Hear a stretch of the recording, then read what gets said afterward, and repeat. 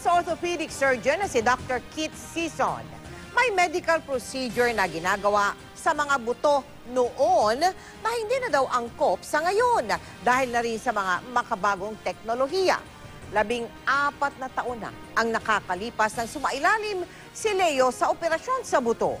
Dahil sa kakapusan, hindi na siya nakabalik sa ospital. Ngayon, unti-unti niyang nararamdaman ang epekto nito.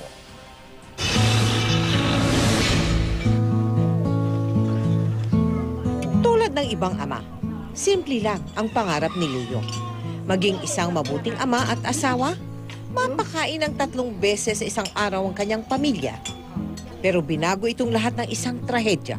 Aksidente po ako sa motorsiklo po. Nipirahan po ang paa ko, 1997 po. Hindi na muling nakabalik sa ospital si Leo.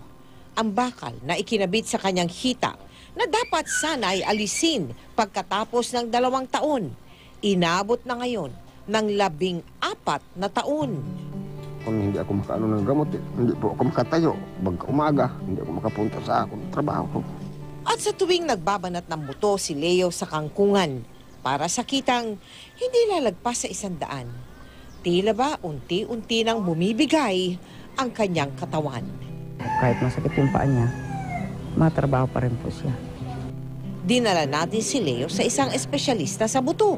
Sa bilang ng osteomyelitis, there's an infection of the bone. It's because may bakal dun sa loob na na-infect.